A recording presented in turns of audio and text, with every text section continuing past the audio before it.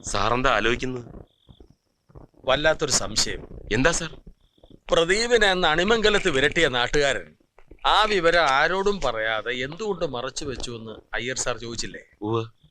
ആ നാട്ടുകാരൻ ഈ അഖിലേഷ് ആണെങ്കിൽ അയാൾ മായയെ കാണാൻ പോകുന്ന വഴിക്കാണ് പ്രദീപിനെ കണ്ടതെങ്കിൽ വായ തുറക്കുവോ? ഇല്ല, തുറക്കില്ല. ഇനി അന്ന് രാത്രിയിൽ അഖിലേഷും മായയും തമ്മിലുള്ള രഹസ്യബന്ധം മൈഥിലി കണ്ടിട്ടുണ്ടെങ്കിൽ? മൈഥിലി കൊല്ലപ്പെട്ടതിന് വേറെ കാരണം തിരക്കണ്ട. യെസ്. ഇനി ഏറ്റവും പ്രധാനപ്പെട്ട കാര്യം, സെക്യൂരിറ്റിക്കാരന്റെ സെക്യൂരിറ്റി ചെക്ക് ചെയ്തപ്പോ കിട്ടിയതാ. അഖിലേഷിനൊരു ഗുണ്ടാപ്പടയുണ്ട്, വണ്ടി പിടുത്തക്കാർ. അവരുടെ നേതാവ് ഒരു പൂപ്പരുത്തി വാസു. അവനാണെന്ന് മൈഥിലിയുടെ അച്ഛനെ വരട്ടിയതെങ്കിൽ ഈ അഖിലേഷ് പറഞ്ഞിട്ട് CBI തന്റെ പുറകിലുണ്ടെന്ന് ഇതിനോടകം അഖിലേഷ് അറിഞ്ഞു കാണും. അവൻ പൂപ്പരുത്തിയെ പരത്തുന്നതിന് മുമ്പ് അവനെ നമുക്ക് പരത്തണം. വാസുവിനെ കസ്റ്റഡിയിൽ എടുക്കണം ചാക്കോ. സർ.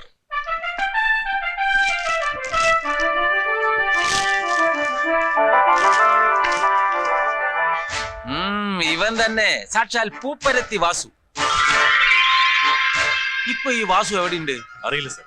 അറിയാനൊക്കെ വഴിയുണ്ട്, നമുക്കൊന്ന് ശ്രമിക്കാം. എന്താ സായി? ഷുവർ. ഹലോ. സായി എവിടുന്ന? പൂപ്പരത്തി വാസു എവിടുന്ന്? ഗുരുവായിരുന്നോ? വിടുന്നവനെ, ഞാൻ എന്താ വരുന്നു.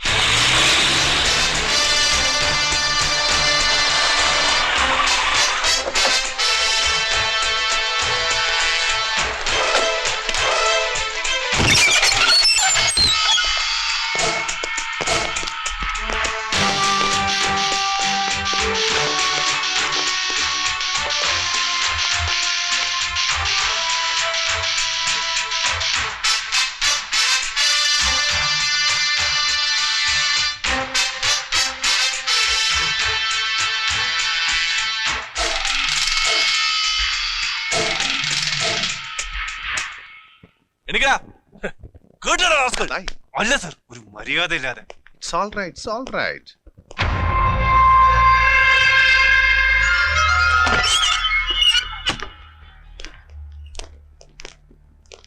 ചോദ്യം ചെയ്തിട്ട് അവരെന്തെങ്കിലും പറഞ്ഞു?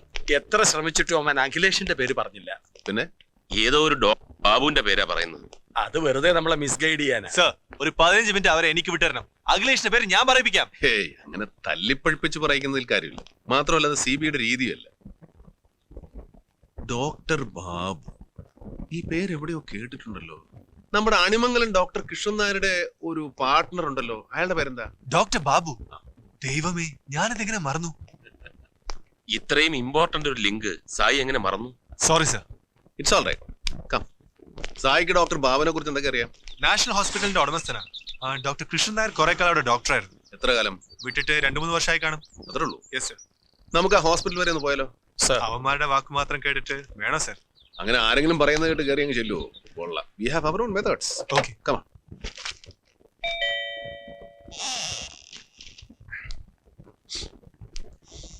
എന്താ? ഇരിക്കും. വല്ലാത്ത മേലുവേദന, തലയ്ക്ക് എന്തോ ഒരു പെരുപ്പ്. ടെമ്പറേച്ചർ ഉണ്ടോ എന്നൊരു സംശയം. വൈറലാവും. ശ്വാസം ഒന്ന് വലിച്ചോട്ടെ. ഒന്നുകൂടി വലിച്ചോ. BP ഒന്ന് ചെക്ക് ചെയ്തേ. ഡോക്ടർ, നമ്മൾ അണിമംഗലത്തെ ഡോക്ടർ കൃഷ്ണൻ നായരോക്കിട്ട് ചേർന്നൊരു മെഡിക്കൽ റിസോർട്ട് തുടങ്ങാനുള്ള പ്ലാൻ ഉണ്ടായിരുന്നു. അങ്ങനെ ഒരു മോഹമൊക്കെ ഉണ്ടായിരുന്നു. പക്ഷെ അത് നടക്കുന്നൊന്നും പറയാറായിട്ടില്ല. അല്ല, ഈ അണിമംഗലം ഡോക്ടർ കൃഷ്ണൻ നായരൊക്കെ എങ്ങനെ പരിചയം? ഞങ്ങൾക്കിപ്പോ അവിടെയല്ലേ ജോലി. ജോലിയോ? ജോലി. അണിമംഗലത്ത് ആ പഴയ കേസില്ലേ, ഒരു പെൺകുട്ടി മരിച്ച കേസ്, അത് ഞങ്ങളിപ്പോ അന്വേഷിച്ചോണ്ടിരിക്കും. നിങ്ങളാരാ? എന്റെ പേര് സേതുരാമയ്യർ. CBIയിലെ ഒരു ഉദ്യോഗസ്ഥനാണ്.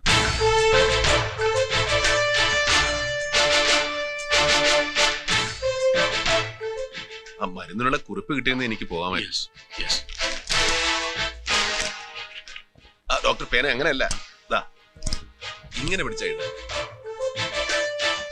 ഡോക്ടർ വല്ലാതെ വിയർക്കുന്നുണ്ടല്ലോ. BP ഒന്ന് ചെക്ക് ചെയ്യട്ടെ. താങ്ക്സ്.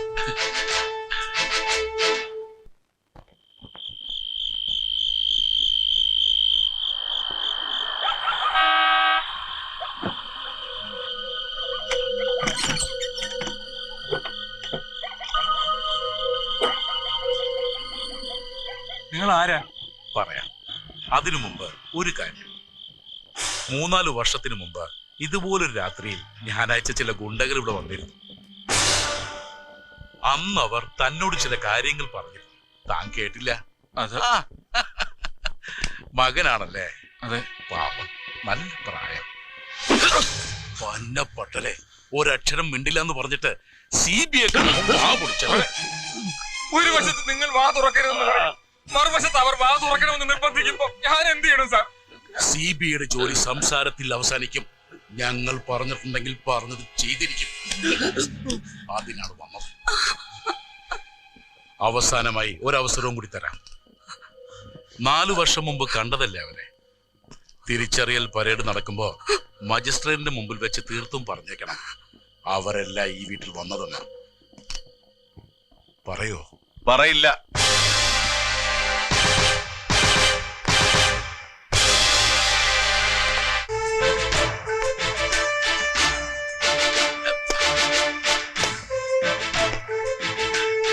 കണ്ടിട്ട് ഞെട്ടലൊന്നും വേണ്ട. ഇത് ഞങ്ങളൊരു ടെക്നിക്കാ. സംശയം തോന്നുന്നവരോട് ചില ചോദ്യങ്ങൾ ചോദിച്ചിട്ട് പോരും. കേട്ടയാളുടെ മനസ്സിൽ എന്തെങ്കിലും കള്ളമുണ്ടെങ്കിൽ തീർച്ചയായിട്ടും റിയാക്ട് ചെയ്തിരിക്കും. അതുകൊണ്ടാണ് ഞങ്ങളുടെ വെയിറ്റ് ചെയ്തത്. ഇനി അതൊന്നുമല്ല ഇമ്പോർട്ടന്റ്. ഡോക്ടർ നേരത്തെ പറഞ്ഞല്ലോ ഗുണ്ടകളെ അയച്ചോ നിങ്ങളാണെന്ന്. എന്തിനായിരുന്നു അത്? ആ ചോദ്യത്തിന് ഉത്തരം ഞാൻ പറയാം. ഹരിഹരനെ വിരട്ടാൻ വാസുവിനെ ഏർപ്പാടാക്കിയത് ഞാനാണ്.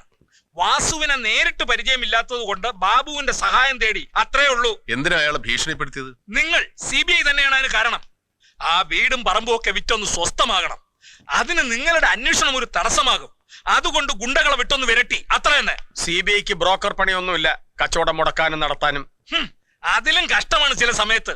അത്തേ പോലെ കടിച്ചു തൂങ്ങി കിടക്കും. ജന്മത്ത് പിടിവിടുകയില്ല. മിസ്റ്റർ കൃഷ്ണൻ നായർ, നിങ്ങളിവിടെ നിൽക്കുന്നത് അണിമംഗലത്തെ മാടമ്പിയായിട്ടോ ഡോക്ടറായിട്ടോ അല്ല. You are A suspect. ചോദിച്ചതിന് മാത്രം മറുപടി പറഞ്ഞാൽ മതി.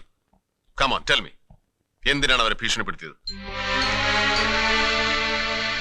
വീടും പറമ്പും ഒന്നും വിൽക്കാതെ മറ്റു മാർഗമില്ലെന്ന് കാപ്ര പറഞ്ഞപ്പോൾ CBI അതിനൊരു തടസ്സമാകരുതെന്ന് കരുതി. ഗുണ്ടകൾ ഹരിഹരനെ വിരട്ടുന്നത് 4 വർഷം മുമ്പാണ്. പിന്നീട് 2 വർഷം കഴിഞ്ഞാണ് കാപ്പർ വരുന്നതും വീട് വിൽക്കാൻ പറയുന്നത്, അല്ലേ? 4 വർഷം മുമ്പ് ദിവ്യദൃഷ്ടിയിൽ തോന്നിയോ കാപ്ര വരുമെന്നും വീട് വിൽക്കാൻ പറയുമെന്നും ഒക്കെ? ഓക്കെ, ഡോക്ടർ പറയുന്നതൊക്കെ സമ്മതിച്ചു. CBI കച്ചവടം മുടക്കികൾ പ്രശ്നക്കാർ, അതുകൊണ്ട് ഗുണ്ടകളെ വിട്ടു. അതന്ന്. ഇന്ന് ഈ കേസ് അന്വേഷണം തുടങ്ങിയിട്ട് ഇത്രയും കാലമായി. ഇപ്പൊ ഏത് CBI വിരട്ടനായി ഡോക്ടർ സാർ നേരിട്ട് എന്ന് ഐഡന്റിഫൈ ചെയ്യണ്ടെന്ന് പറഞ്ഞത്? പറയൂ ഡോക്ടറെ. ഉത്തരം കിട്ടില്ല. സത്യം, ഈ പ്രപഞ്ചത്തിലെ എല്ലാ ദൈവങ്ങളെയും വിളിച്ച് ഞങ്ങൾ ആണയിടാം. ആ പെൺകുട്ടിയുടെ മരണവുമായി ഞങ്ങൾക്ക് ഒരു ബന്ധവുമില്ല. പിന്നെ ഏത് മരണവുമായിട്ടാണ് ബന്ധം? മിസ്റ്റർ കൃഷ്ണൻ നായർ, മൈഥിലി എന്ന പെൺകുട്ടിയുടെ മരണവുമായിട്ട് നിങ്ങൾക്ക് ബന്ധമുണ്ട്.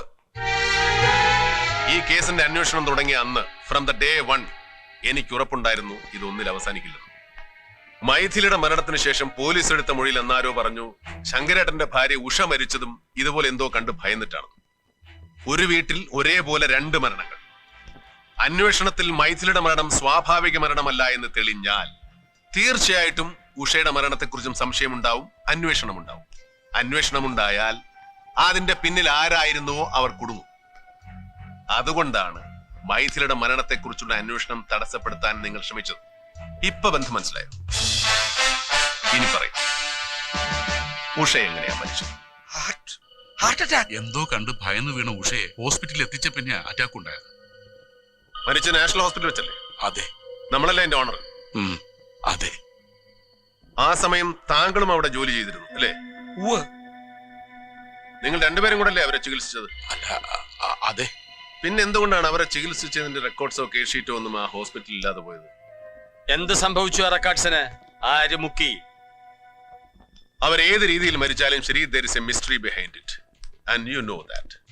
Tell me, അവരെങ്ങനെയാ മരിച്ചത്? ഒരു കയ്യബദ്ധം, മെഡിക്കൽ നെഗ്ലിജൻസ് സംഭവിച്ചു പോയി സർ.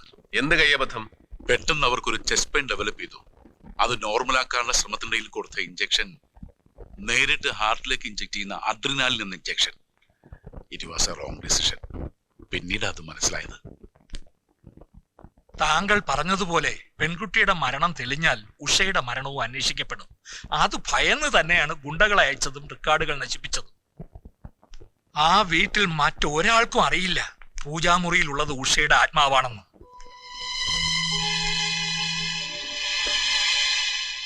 ആ വീടും സ്ഥലവും വാങ്ങാൻ ശ്രമിച്ചത് തന്നെ സ്ഥലം സ്വതന്ത്രമായി കൈ കിട്ടിക്കഴിഞ്ഞാൽ തക്ക പരിഹാരം ചെയ്ത് ആ ആത്മാവിന് മോക്ഷം കൊടുക്കാലോ എന്ന് കരുതിയ. ഡോക്ടർ ബാബു പറഞ്ഞതാ ശരി. അതെ, അല്ലാതെ യാതൊരു ലാഭേച്ഛയില്ല. CBI അന്വേഷിച്ചുകൊണ്ടിരിക്കുന്ന മൈഥിലി കേസിന്റെ അന്വേഷണം പൂർത്തിയാകുമ്പോൾ പറയാം ലാഭമോ നഷ്ടമോ എന്ന്.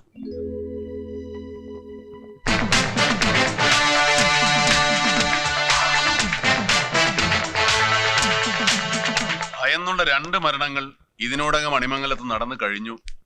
അതെ സർ, ഉഷ ആശുപത്രി വെച്ച്, മൈഥിലി വീട്ടിൽ വെച്ചും. പിന്നെ നമ്മളെ ഭയപ്പെടുത്താനുള്ള ശ്രമം വേറെയും. അല്ല ചാക്കോ, വേലു ഇപ്പൊ പഴുത്ത് കാണുമോ? പിന്നെ മണം എനിക്ക് ഇവിടെ അടിക്കുന്നുണ്ട് സർ. വേലുവിനെ ചോദ്യം ചെയ്യുന്നതിന് മുമ്പ് അവന്റെ വീടൊന്ന് പരിശോധിക്കണം. പ്രിഫറബിളി അണിമംഗലത്ത് ആരും ഇല്ലാത്തപ്പോ. വേലുവിനെ CBI സംശയിക്കുന്നു എന്ന് തൽക്കാലം പുറത്താരും അറിയണ്ടല്ലേ സർ? യെസ്. എല്ലാ മാസവും 3-4 ദിവസം അടുപ്പിച്ച് കുടുംബക്കാരെല്ലാം കൂടെ ക്ഷേത്ര ദർശനത്തിന് പോകാറുണ്ട് സർ. എങ്കിൽ അതാണ് പറ്റിയ സമയം.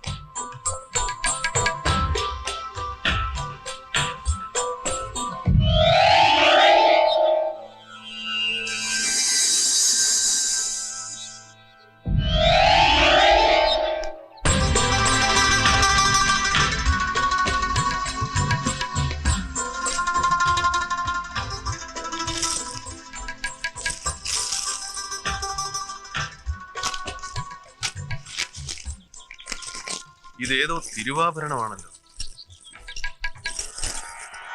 ഇവിടെ ഈ പൂജാമുറിയിൽ നിന്ന് സാധനങ്ങളൊക്കെ ഏത് ക്ഷേത്രത്തിലാണ് ഏൽപ്പിച്ചിരിക്കുന്നത്? ഇവിടെ അടുത്ത് തന്നെ അണിമംഗലം ക്ഷേത്രത്തിൽ.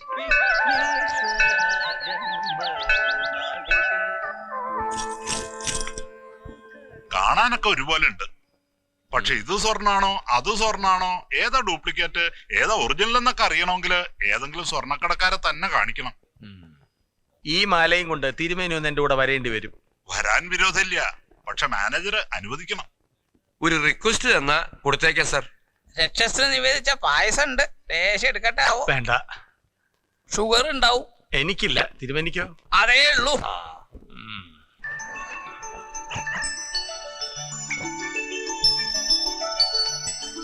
ലേഡീസ് ഉണ്ടോ? ഉണ്ടല്ലോ.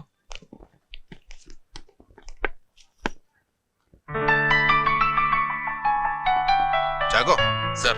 ഒന്ന് സഹായിക്കുന്നേ. ആർക്കാ സർ? വൈഫിനല്ലാതെ ആർക്കാ? ഒരു ബർത്ത്ഡേ ഗിഫ്റ്റ്. വിക്രം എന്തെങ്കിലും വാങ്ങിക്കുന്നോ? വാങ്ങണമെന്നുണ്ടായിരുന്നു. എന്നാ വൈഫിന്റെ ബർത്ത്ഡേ? സെപ്റ്റംബർ, ഒക്ടോബർ, ഓർമ്മയില്ല. ഫോൺ ചെയ്ത് ചോദിക്കാം.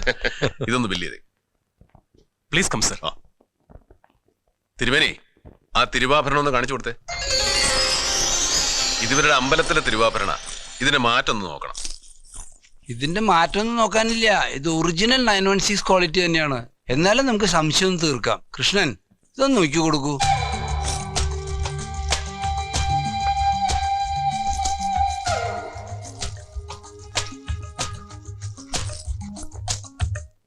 സർ, ഇത് തനി സ്വർണം തന്നെ. ഞാൻ പറഞ്ഞില്ലേ ഇത് പ്യുവർ 916 തന്നെയാണെന്ന്. ഇനിതാ ഇതൊന്ന് നോക്കിയ സ്വാമി. ഇത് ഡ്യൂപ്ലിക്കേറ്റ്, വെറും പിച്ചള. പക്ഷെ കാണാൻ ഒരേ മാതിരിയുണ്ട്. അത് ആ പണിക്കാരന്റെ കഴിവ് തന്നെയാണ്. കപ്പിനും ചുണ്ടിനോടൊക്കെ എന്തോ സംഭവിച്ചിട്ടുണ്ട്. അതുകൊണ്ടാണ് വേലുവിന് ഒറിജിനൽ കിട്ടാതെ പോയത്. ആരായി ഡ്യൂപ്ലിക്കേറ്റ് വേലുവിന് കൊടുത്തത്? സർ, ഇത് ടെമ്പിൾ ജ്വല്ലറി പെട്ടതല്ലേ? ഒറിജിനൽ ആരാ പണിതെന്ന് പറയാൻ പറ്റുമോ? പറയാം. ഇതിൽ SAR എന്ന് എഴുതിയിട്ടുണ്ട്. പിന്നെ ഉള്ളത് മലയാളത്തിലുള്ള കൊല്ലവർഷം. കൃഷ്ണ, അതൊന്ന് നോക്കൂ. കൊല്ലവർഷം 1104 ആണ്ട്. 76 വർഷം പഴക്കമുണ്ട്. കുഴിക്കാവില് ഒരു SAR ജ്വല്ലറി ഉണ്ട്. വളരെ പഴക്കമുള്ള കടയാണ്. ഒരു പത്മനാഭൻ ആചാര്യ അതിന്റെ ഉടമസ്ഥൻ. ഉദ്ദേശം ഇതിന് എന്ത് വില മതിക്കും? തൂക്കത്തെക്കാൾ ഇതിന്റെ പഴമയ്ക്കാ വില. കൂടാതെ ഈ രത്നങ്ങളുടെ വില. കറക്റ്റ് ബയ്യറാണെങ്കിൽ 60-70 ലക്ഷം വരെ കിട്ടാം.